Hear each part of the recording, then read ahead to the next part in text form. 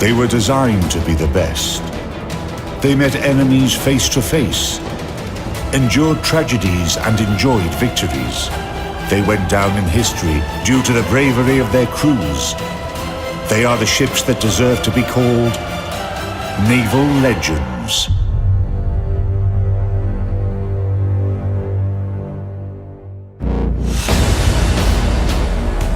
In this episode, Battleship Iowa, a trump card that was never played.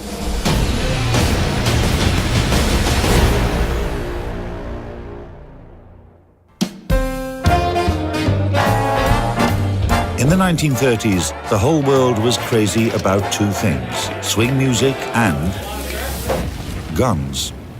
The passion that politicians and industrial moguls showed to the latter had all the signs of gigantomania. By finding legal loopholes in international arms control treaties and conventions, or simply ignoring them, countries were constantly building new and unprecedented weapon systems for both land and sea. They were becoming bigger, heavier, and more powerful.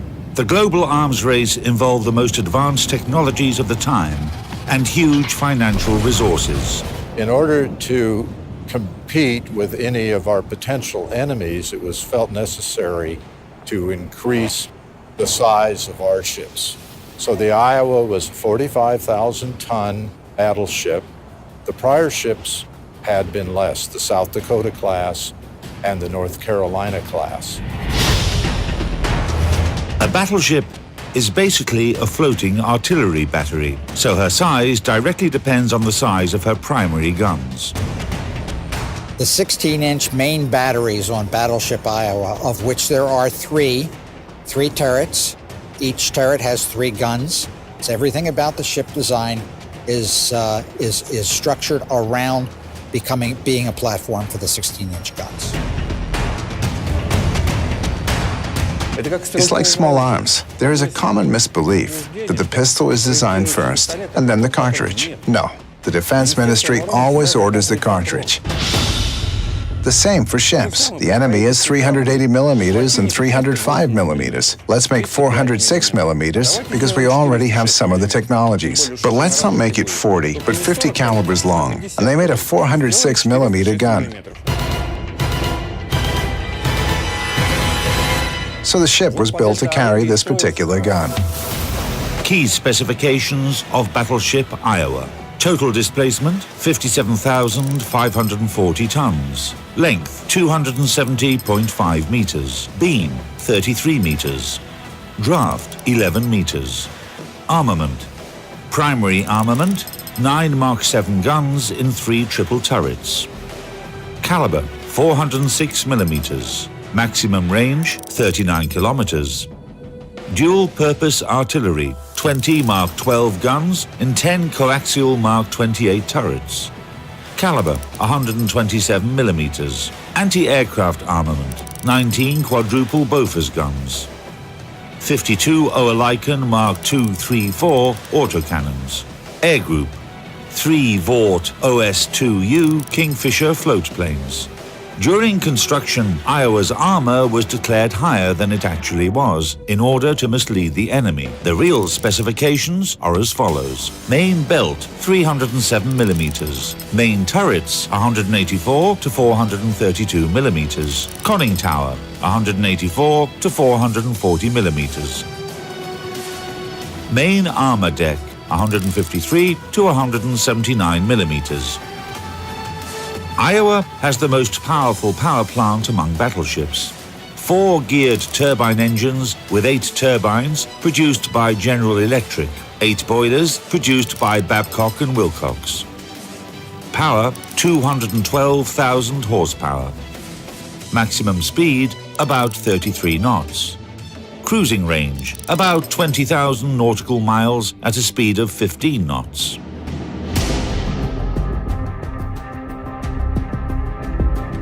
Battleship Iowa had a very unique hull design in the bullnose.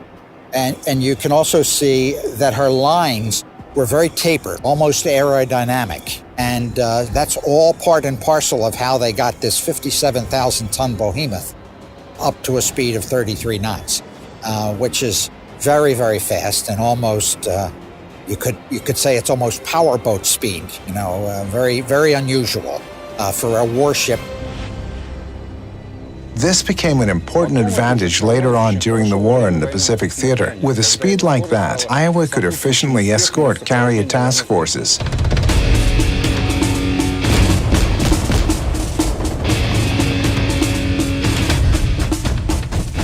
They put about 140 20-millimeter and 40-millimeter anti-aircraft guns on the ship, and the carriers loved them because they were able to protect the carrier.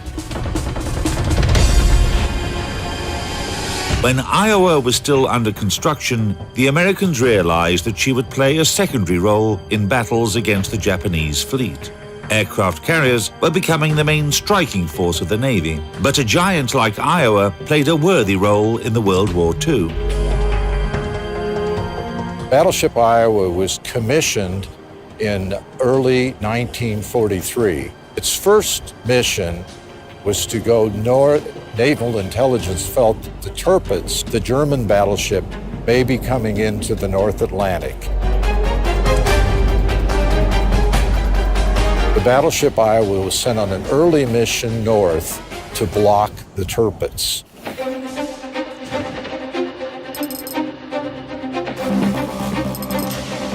Suppose battleships Iowa and Tirpitz met in battle. Iowa had a higher speed, greater maneuverability, and longer range of fire.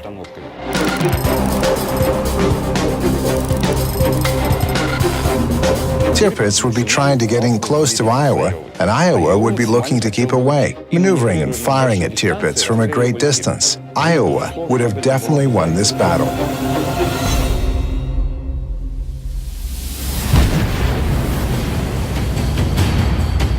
But the two naval heavyweight warriors never met. So we can only imagine how their duel would have ended.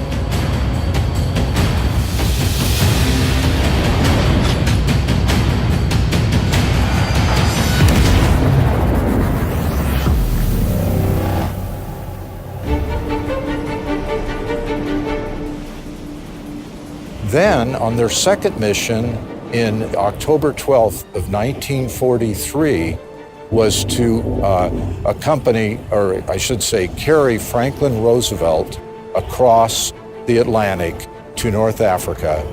From there, he went on to visit with Churchill and Stalin in the Tehran Conference. Roosevelt was on board the ship for 15 days. When President Roosevelt came on board, the first thing he saw was Vicky. Now, the first captain, Captain John McCrae, brought little dog home one day, and his wife looked at the dog and said, "Get that thing out of here." So the Captain McCrae took the dog and brought him on the ship. And President Roosevelt asked, "Who is this little dog?" And Captain McCrae said, "Well, that's our little ship's mascot named Vicky." So Vicky spent the whole 15 days of the Roosevelt passage in the cabin with Roosevelt. He would roll up, play tricks. While he wasn't very good as a sailor, he was very good as a dog. And Roosevelt really enjoyed Vicky.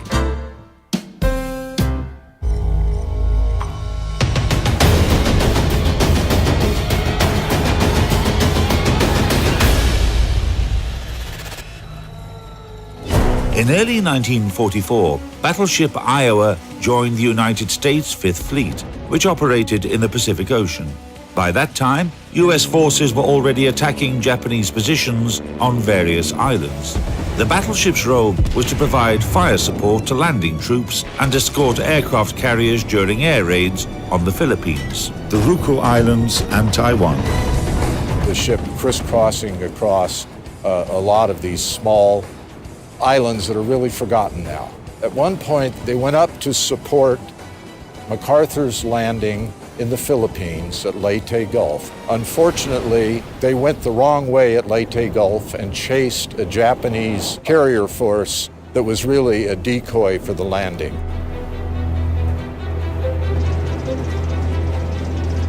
they came back, but a little too late to assist in the Battle of Leyte Gulf. They missed that one opportunity to maybe have had a contact with the Yamato.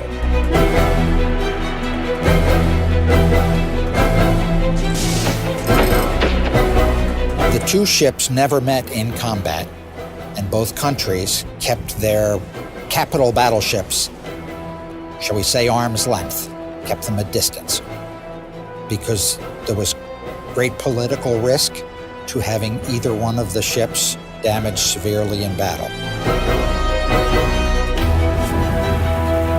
Japanese industry in those days simply didn't have the resources to build ships in large numbers. The solution was simple: to make huge ships that would exceed the largest ships of other nations. Super battleships. Battleship Yamato is the biggest battleship in the world.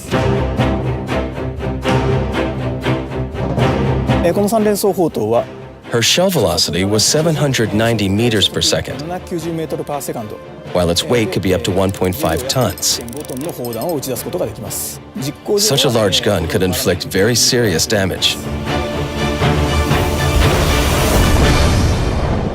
The Japanese essentially broke the treaty.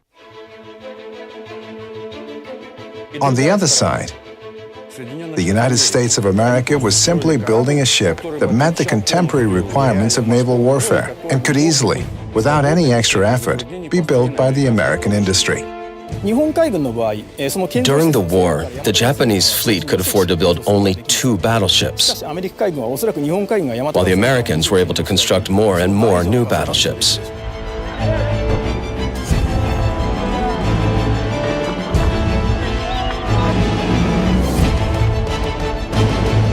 The Americans were simply building another ship, and she turned out to be a good one.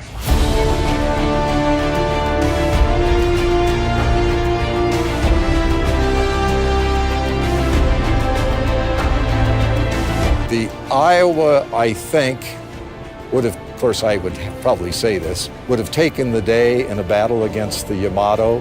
She had very accurate fire control for a ship of the 1940s. And I think that would be an advantage for her if they should fight such a battle.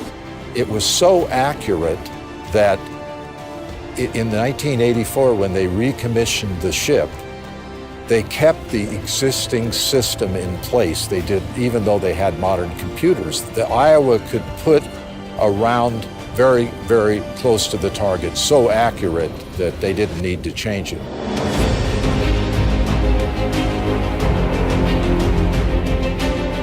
Iowa 級は大和川戦艦にとっておそらく最悪の敵になるでしょう。 Iowa was the most dangerous enemy for a Yamato. Iowa 級をもってしても2万メートルから3万メートル If they had met at a range from 20,000 to 30,000 meters, 晴天で大和川 especially in a one-on-one fight and in fine weather, Iowa would have no chance of winning. アイオワ級は大和川戦艦に対して悪天候 However, thanks to better radar, Iowa could fight in bad weather and at night. そして正確なレーダー射撃 Powerful guns, high speed, and precise radar made Iowa a formidable adversary. If these two battleships had fought each other, the victory would depend completely on the battle conditions. We could get in quick and fire, but then there's always the lucky shot.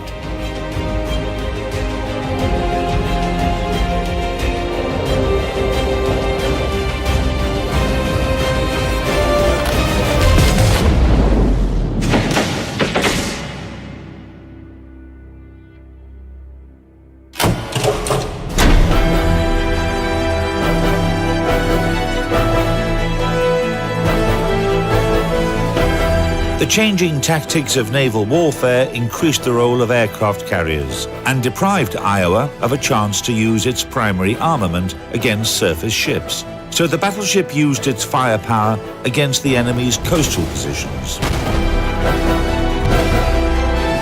On August the 29th, 1945, when the war was virtually over, Iowa stood side by side with her sister ship Missouri and entered the Tokyo Bay as part of the occupation force. We were next to our sister ship, the Missouri, and the Missouri, of course, is where Douglas MacArthur accepted the final surrender of the Japanese. Now, we like to say on the Iowa that had Roosevelt lived, that signing might have been on the Iowa because he had been on the ship. But President Truman was from the state of Missouri, and so the signing was on the Missouri. A sailor that was on that trip once told me that I asked him if he was sad that he didn't get the signing instead of the Missouri. And he said, no, not really. He said the war was over, we had lived, we were going home to our wives and children, and all the guys on the Missouri were busy preparing a photo opportunity for Douglas MacArthur. Upon winning surrender of the Japanese Imperial forces, At the end of the war, we brought back a large number of American POWs, Japanese prisoners of war, and we brought them home and sailed through the Golden Gate Bridge, and the war was over.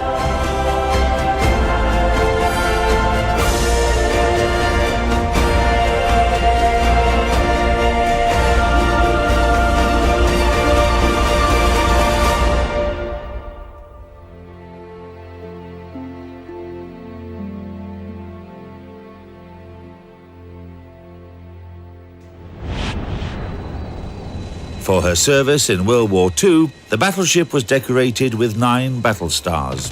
In 1949, Iowa was decommissioned into the reserve fleet, but 2 years later, she was recommissioned and sent on a mission to the coast of Korea. The battleship returned home with 2 more battle stars. From 1958 to 1984, Iowa was kept in reserve, and after modernization, she returned to active service again. However, the event that took place in the late 1980s showed that battleships can also sustain losses outside of wartime. On April 19th, 1989, the biggest tragedy that ever struck this ship occurred. The ship was about 400 miles or so north of Puerto Rico. As I understand it, they had loaded the shell in the number 2 turret, rammed in the powder, and they were about to close the breach when something happened.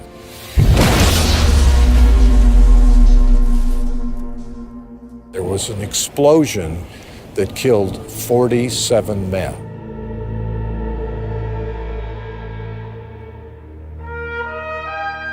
It was by far the biggest loss of life on the ship.